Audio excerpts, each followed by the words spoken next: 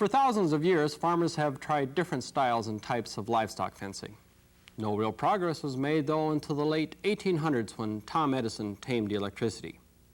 One day, a farmer was prowling the scrap heap behind Edison's lab when he came across an aborted attempt at a bug zapper. He instinctively realized the potential of this technology and took the thing home. The farmer hooked the zapper up to a wire suspended by insulators between two posts. An old cow walked up just then and touched the wire with her nose. When the farmer recovered from his flash blindness, he discovered two things. First, too much electricity was involved, and second, he had just invented a new method of outdoor barbecuing. The farmer fiddled and tweaked until hardly anything died when it touched the wire. Then he tried it on his kids. Thus began a time-honored tradition of farmers using their offspring as electric fence testers. Many refinements have been made since then. Thanks to fallout from the Star Wars space defense program, any farmer can buy an electric fence charger with the innards of an electron beam gun.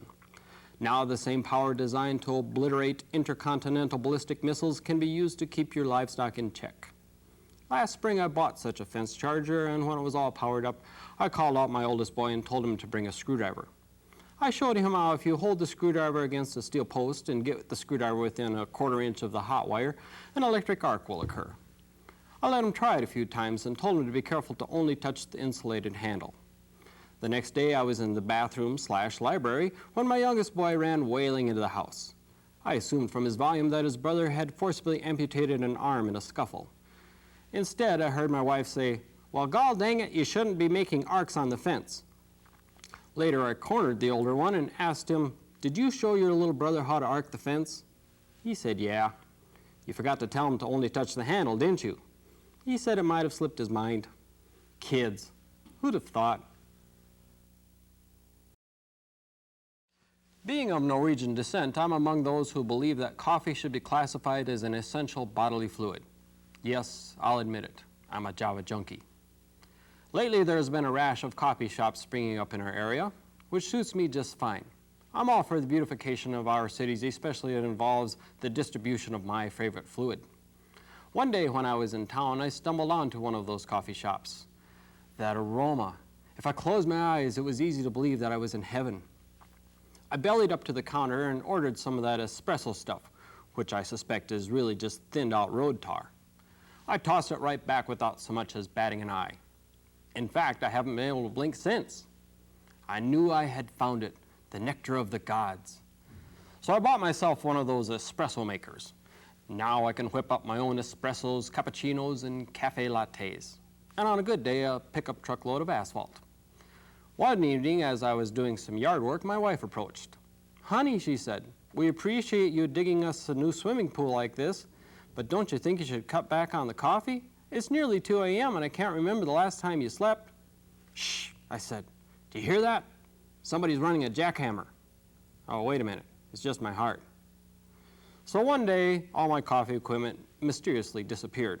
The espresso machine, the coffee grinder, everything. I suspect my wife, of course. But I did notice one thing, though. She waited until the driveway was all paved. I have found it. I have found the ultimate antidote to masculinity. What is it? What is this kryptonite-like substance that can make even the machoest of men turn into blubbering sissies? Those of you who are married with children already know the answer. Yes, I'm talking about soiled diapers. What is it about baby poo-poo that can make a strong man weak and an average man pass out? I'm not sure, but I think it's because the stuff is nuclear. My wife was always disgusted with my reluctance in changing soiled diapers. "I can't believe it," she would say. "You're a dairy farmer. You work with tons of this stuff every day. What's the big deal about changing a measly little diaper?" I tried to tell her that cow manure was different. For one thing, it wasn't radioactive. She whacked me upside the head with a box of Pampers. "Just go change the baby. Sheesh, if it was up to you, he would be in 2nd grade and still wearing the same diaper." Then there was that time when our son, as a toddler, ate a houseplant. Not the entire plant, mind you, but he fairly defoliated the thing and had a little potting soil for dessert. The pediatrician told us not to worry, that the only result might be a slight laxative effect. Right. The next day, my wife called me to the nursery, saying that she had something to show me. Our son was no doubt gifted. Perhaps at this young age he had already perfected cold fusion. I entered the nursery, my mind filled with anticipation. There in the crib was our son, and next to him was a diaper filled with something greenish. The child had done a poo-poo. Not just a little one, though. This was a fill-up-the-diaper Guinness Book of Records kind of poo-poo. The mother of all poo-poos. My knees buckled, my brain reeled, and I broke out in a cold sweat. I didn't feel so good.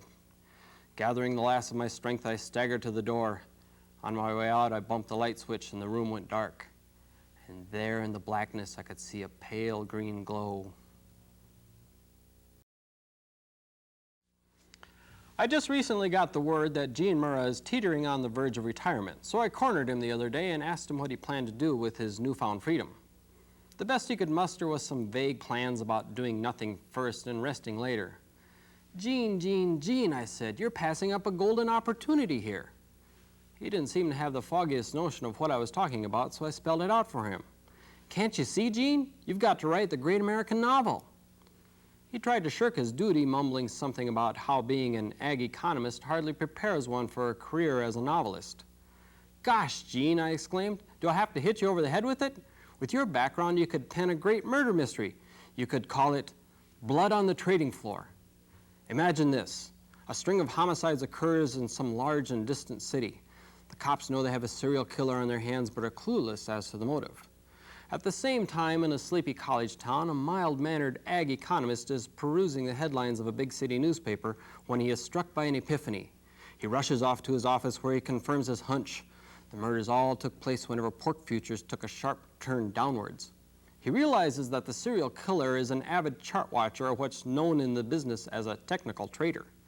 Given this, the ag economist surmises that the next murder is imminent, since he is certain that pork futures are about to go belly up. So he dashes off to the big city where he shares his prognostications with the police. The cops think he's daft and don't believe a single word he says. This doesn't faze the ag economist, since he's pretty much grown accustomed to that. So the ag economist teams up with an attractive female commodity broker, and together they lay a trap for the killer. The exciting climax of the story occurs when they capture the bad guy in the midst of frenzied trading activity on the floor of the Chicago Board of Trade. Gene stood there for a moment and stared off into the distance. You know, he said at last, I'm about to rethink this retirement deal. It's beginning to sound like too much work.